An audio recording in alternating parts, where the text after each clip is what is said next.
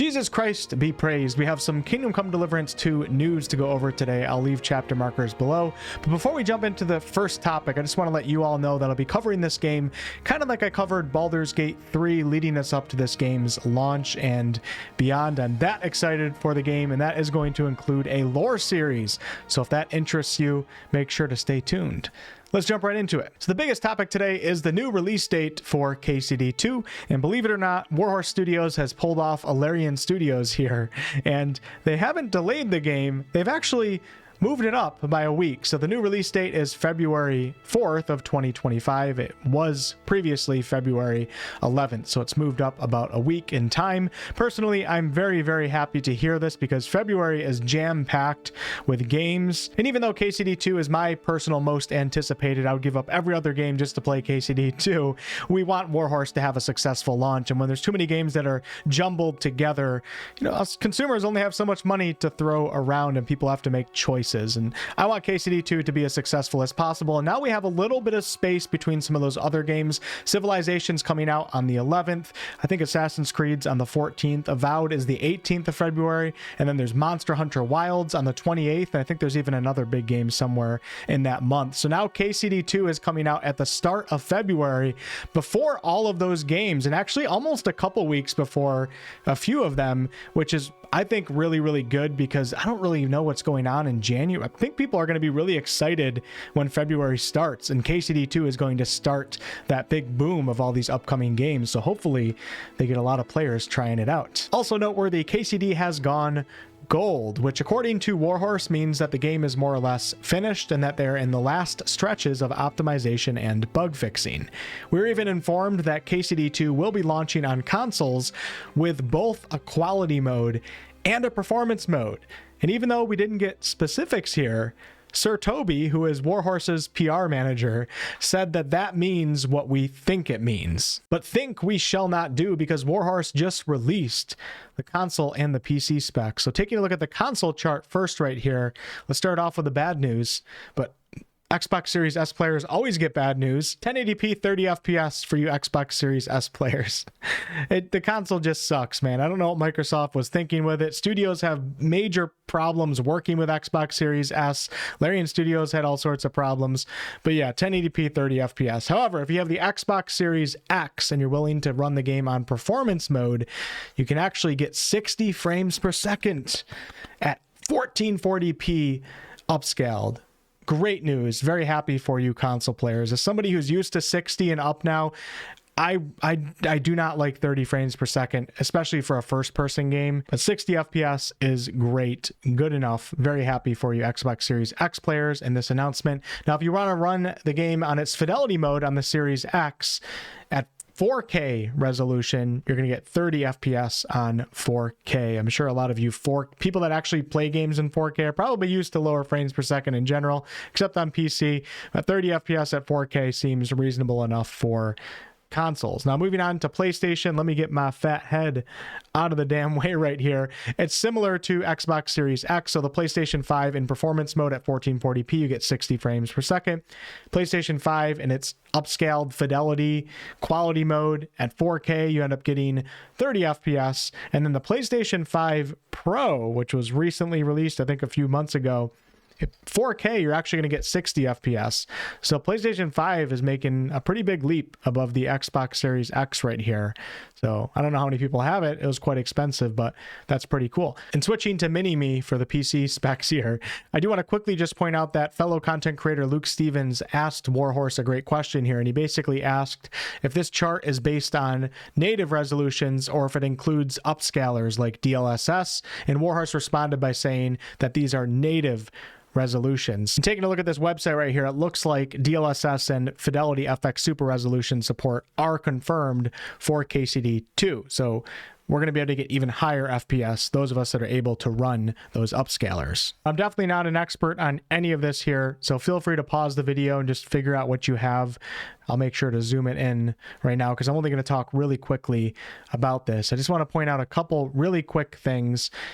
24 gigabytes of RAM or higher looks like it is recommended if you want to play this game on its medium or high settings at 1080p or 1440p.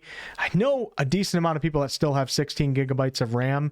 We're really starting to hit that period in time to where 16 gigabytes is now the 8 gigabyte of RAM, and it's not really going to cut it that well for games that are coming out anymore if you want to run them on their medium or high settings. So do take note of that. Also note here that Warhorse is saying that we need 100 gigabytes of SSD storage. So that makes sense. It's going to be a pretty big game, and that doesn't seem outrageous to me. Baldur's Gate was like 130 or something like that. Just to make sure everybody understands how these columns work right here, this one on the far left right here is the minimum PC specs if you want to run this game on its lowest settings, on its low settings at 1080p 30 FPS. You have to have a minimum of all of this right here. So if you have lower than this, you might not be able to play the game at all on PC. And then we have the game on its medium settings, 1080p, 1440p, the game on its high settings, 1080p, 1440p, and then the game on its best or ultra settings, and they give you the recommended for 1440p at 60 FPS and 4K resolution at 30 FPS. So take a look at your processor and your GPU. If you're lower than the low, the blue column over here, you're going to have major problems. But if you're lower than one of these in here, you might still be fine as long as you're okay with going lower than 60 frames per second. So I'm seeing some mixed reception on the PC specs here. I don't really know myself, but do keep in mind that according to Warhorse, this chart right here is not including turning on DLSS or Fidelity FX Super Resolution, which can boost FPS for some games by like 20, 30 plus, which is pretty significant. The one thing that stands out to me as a little bit odd here is the 24 gigabyte RAM recommended if you want to run the game on medium at 1080 or 1440p, because I feel like a lot of people still have 16 gigabytes of RAM. Now, with that said, if you still have 16 gigabytes, but you have better than everything else in this low category here, you still might be able to run the game fine on medium at 1080 or maybe even 1440. You just might not be hitting that 60 FPS target. But then again, I don't know, maybe with DLSS or something like that, maybe you can get it up to that number. I don't know. I don't know how much RAM actually affects performance in this case. Up next in the news, just today, well, yesterday, because I'm putting out this video tomorrow, the Kingdom Come Deliverance 2 official story trailer video has released, and I'll leave a link to this down below. We're not going to watch the entire thing right now, but it's a pretty cool story trailer, and if you played the first game, it might mean a lot more to you. You don't have to play the first game to be able to get into the second game.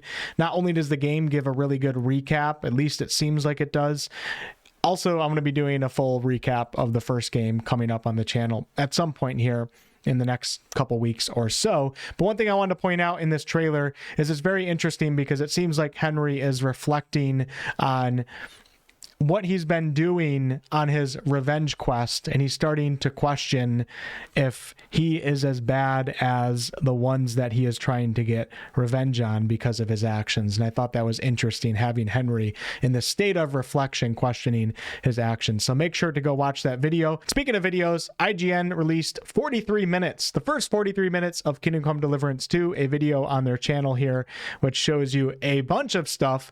I don't want to talk about anything in this particular video, this news video. I'm just announcing that this video is out. I will have like a gameplay breakdown coming out sometime in the next week or two, going over all the gameplay that we've seen up to this point. But yeah, really cool video right here. And also 2 weeks ago, Warhorse did a development live stream. It was like 2 hours long of gameplay as well. Pre-ordering bonuses are not actual news. This was announced a few weeks ago, but because I haven't gone over it on the channel yet, and I think a lot of you guys might just be starting to look into KCD right now, the base game can actually be pre-ordered on Steam, and they're only selling it for, I think, do I have it right here? Yeah, pre-order. They're only selling it for $59.99 instead of going with the $69.99. I mean, Avowed is selling for $69.99, and KCD 2 is going to be way bigger than Avowed. I can almost guarantee that. Now, with that said, on consoles, the base edition is $69.99. This is pretty typical. This is how Baldur's Gate 3 was as well, $10 more on console. Now, if you do end up pre-ordering the standard edition or any of the editions at that, you get the Lion's Crest bonus quest, which says that it will reward you with the armor and weapon set of the famous knight Brunswick, not exactly sure how to pronounce that, but if we just go to a quick Google image search right here, This is a real statue in the Czech Republic, in Prague. And I actually might have to include this in one of my lore videos, because keep in mind, although KCD is a historical fiction game, the history part is real. Henry's story is made up, but a lot of the events going on, the locations, and some of the characters are very much real history. So I can't wait to get into that. Now, if I had to guess, the point of that quest really is just to lead you to getting those items from your pre-order bonus. I don't think that quest is going to be important at all for the story, so don't FOMO in just for that. And also keep in mind that if they do what they did with the first game, that quest will likely be available later as a purchasable DLC or part of a DLC or something like that. And quickly getting through the gold edition and the collector's edition. For the gold edition, if you pay $20 more from the standard edition, you get the Gallant Huntsman's Kit. You can actually see a picture of it right here. Basically, you get the hat or the cap, you get the hunting coat, I guess I could call it, and the crossbow. And then if we jump over to the Steam page right here, you can see that for the expansion pass, that is 3 upcoming expansions for the game, and also the Shields of Seasons passing, which is, I believe, a way to customize your shield. I'm looking for more details on that. But then jumping over to the collector's edition, which is sold out in a lot of places, so you're gonna have to check in your own country. I know that in the United States you can get it still, I believe, at GameStop. If I click right here, yeah, there it is. For a couple $100, you can pre-order it from GameStop. And basically, you get a whole bunch of stuff here. I'll zoom in on the picture. You get the statue, which is the coolest thing. I actually might get this just for the statue, because I'm not really a big fan of collector's editions. I find a lot of the stuff to be cheap junk that I don't really care about. But there's a few games that I really like the statues, and I want to have them up in my studio somewhere. But you get the statue, you end up getting all the stuff that you got in the previous editions. You get this map of Kuttenberg right here. It's a cloth map. You get some cards, a letter of hope, and then also an enamel pin set. And that's going to be it for this video. The big news was the release date being moved up to February 4th, the PC console specs, the story trailer, and the new gameplay. Much more KCD content on the way. Trust me, I have a lot to share with you guys. You're not going to want to miss it. But I have to go to bed. I apologize if this video was a little bit sloppier than normal. Path of Exile 2 comes out tomorrow, and I got to wake up early and hit the gym, because I know that my body's not going to see exercise for a very long time. So thank you guys so much for watching. I'll catch you on the next one.